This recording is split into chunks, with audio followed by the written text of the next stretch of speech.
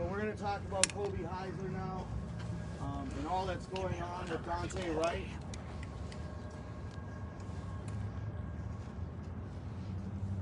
Amity Dimock-Heisler. Go ahead, Amity. Hi everyone, my name is Amity Dimock. I am the mother of Kobe Heisler. Legal name for you people, Kobe Dimock-Heisler. That's right. By Kobe Heisler. He was murdered by the Brooklyn Center Police. Brandon Akers and Cody Turner. Shot multiple times, including in his head. He was in his own home. He was in front of his grandmother, who they pretty much accosted as soon as they murdered my son, trying to get her out of the house, and she was disabled and telling them that she can't walk, and they were essentially dragging her out of the house as she's screaming for her husband, or help me, they're hurting me. My son was on the autism spectrum.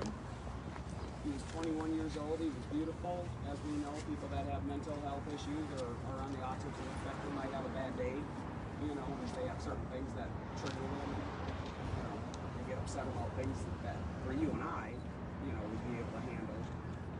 But in this case, it was a messed up fast food order.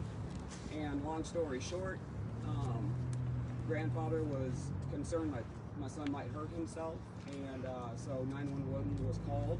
It wasn't specifically said this is a wellness check, but you know, they just calmed. My son instantly calmed down, so the grandfather called 911 back and said, we don't need you. They chose to come anyhow, showed up to the house all tactically, sneaking up to the house, like, you know, something greater than what is, you know.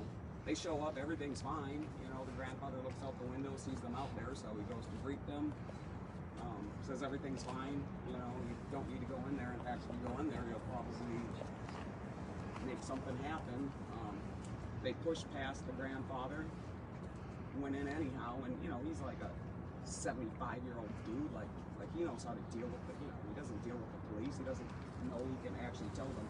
Said, don't go into my house, you know? They went in, searched my son, and keep in mind, they're searching him even though he wasn't doing anything. Like, he wasn't in the middle of committing a crime. He was at his home. And they searched him. It was summer. You know, it was hot out. He just had a t-shirt and shorts. They, you know, checked his junk, checked everything.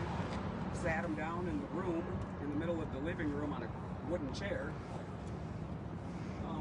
Intimidated him for 12 minutes. You can hear one of the officers outside telling the grandfather that they got him on like felony charges of like an aggravated whatever, because he had weapons that he was gonna harm himself with, you know.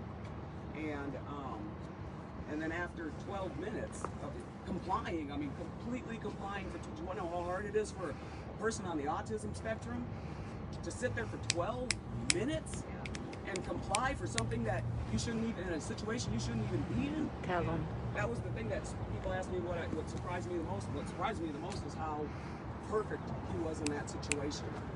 At the 12-minute mark, he just wanted to be out of there. Put his hands down and just started crying.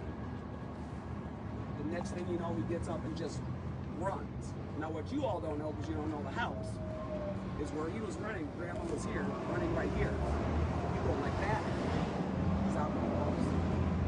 These police knew this house too, so they came and they intercepted, which my understanding is actually, once again, not protocol. Right. After Dante was murdered on Sunday, I wake up on Monday morning to a post from Ben Crump, civil rights attorney Ben Crump, saying that the actions that, so the connection is Kimberly Potter, and yeah, I do call her Karen. Tell him, Amity. No, I call her Karen Potter, was the commanding officer on my son's scene. Now, I saw her in the video. I saw her instruction to the officers, which was to go to their cars, not talk to anybody, but she told them to turn their body cameras off. That ain't right. which I'm an accountant, I don't know these things. But people like Ben Crump and Sean King and the Legal Resource Coalition, they know more than I do.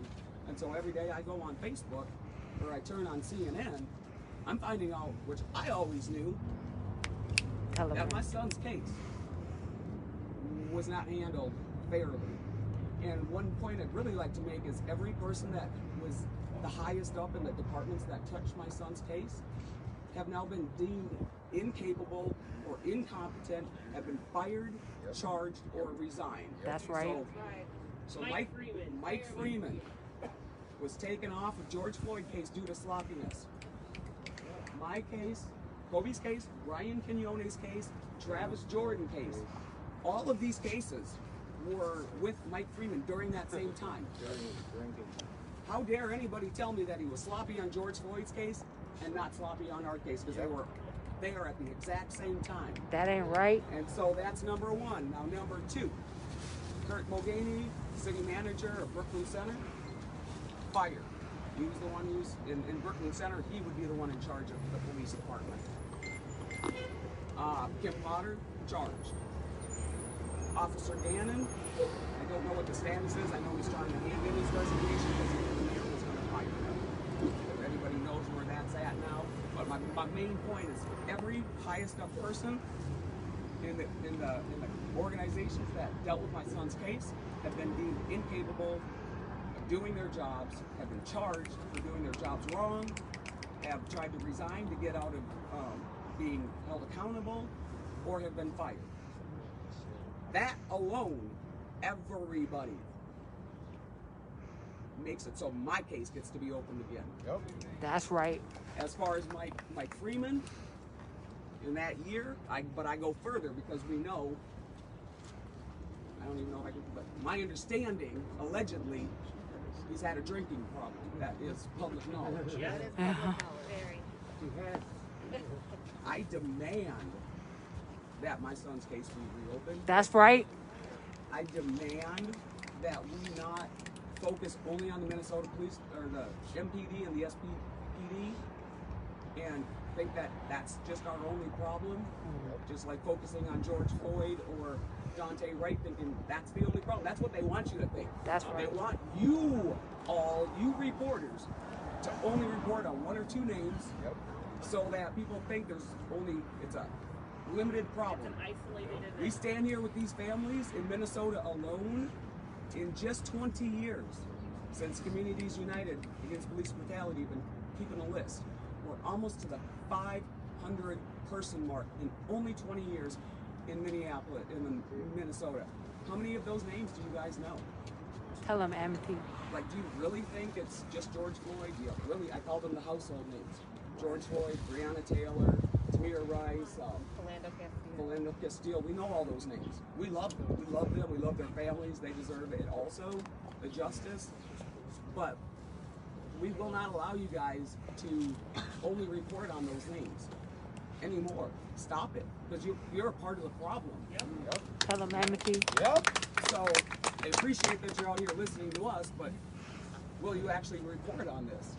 You know, we stand here and do a lot of stuff, and you still pick and choose what you put out there.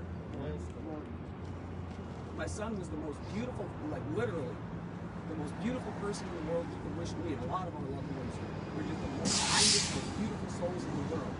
And I am sorry that none of you here will ever be able to meet my son and be able to enjoy the beauty that he brought into this world. We won't allow this to happen anymore. That's right. And I don't think people quite get it, but we will never stop. That's right. And justice for one of our loved ones isn't enough. And the little amount they gave for George Floyd, and I say little because you can't compare a life, but that I also consider them just trying to appease the masses and act like, oh, well, when something happens and you all notice, well, we do what's right. Right. Like, let's not That's that bullshit. Let's not fall into their trap. Like, please, you know what's going on. And I'm telling you all, you guys are one of the biggest problems is by not reporting the correct stuff. Tell them, Amity. Thank you, Amity. I'd like to remind the media